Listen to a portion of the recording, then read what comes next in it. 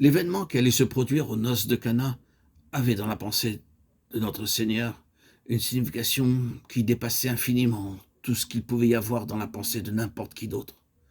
Il n'y avait en réalité aucun rapport, aucune comparaison possible entre ce à quoi tous les autres pensaient et sa préoccupation à lui.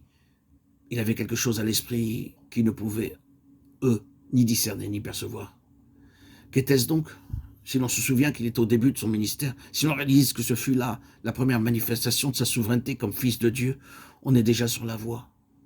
On se rend compte qu'elle a de sa part une intention positive de donner à ce premier acte une signification tout à fait spéciale, nettement distincte de tout ce qu'on pourrait supposer.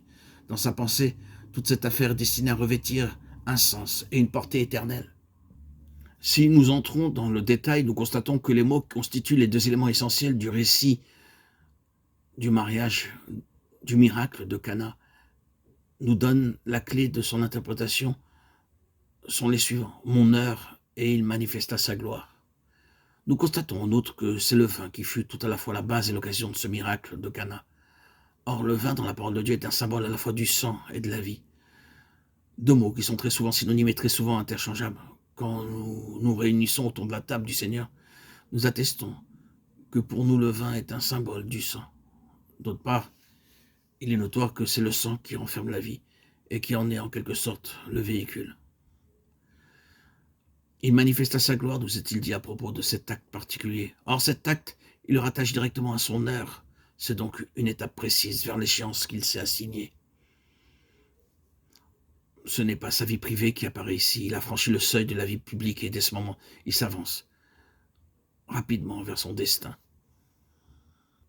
Il y a de sa part, dans cette entrée en scène aux noces de Cana, quelque chose de volontaire, de délibéré, et sa pensée à ce moment est fixée sur cette chose particulière qu'il rattache à son heure.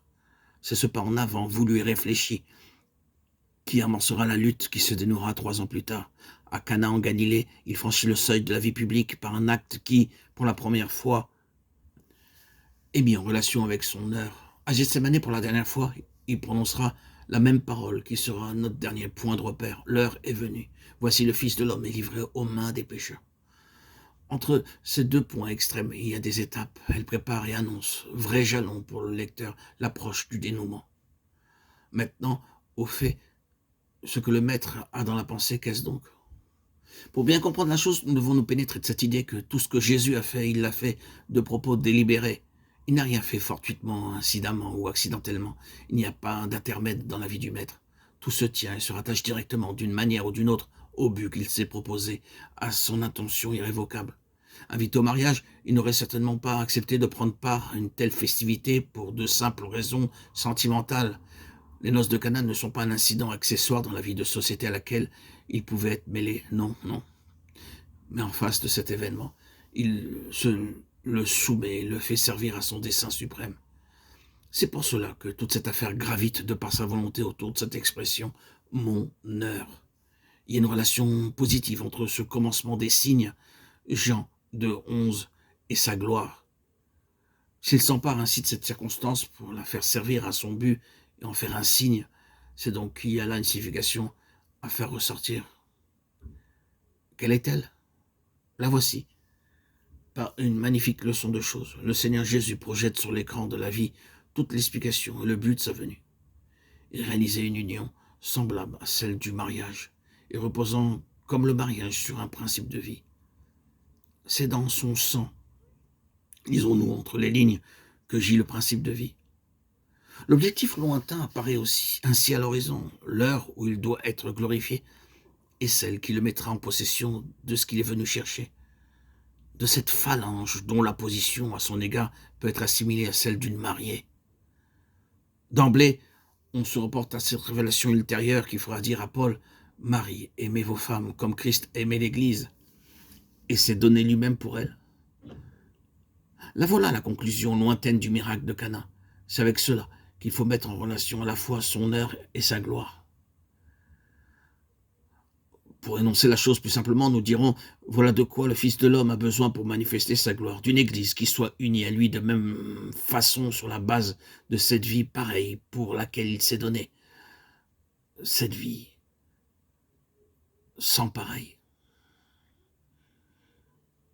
ce mariage de Cana, qui n'eût été par ailleurs qu'une manifestation quelconque de la vie de société en Galilée, Jésus s'en saisit, lui donne un sens et en fait l'occasion et le signe précurseur d'un plan déjà tout arrêté. Hein, c'est bien là le commencement des signes. Le miracle par excellence, mort et résurrection, grâce auquel il obtiendra son Église, projette ici son ombre ou sa lumière du fond de l'avenir.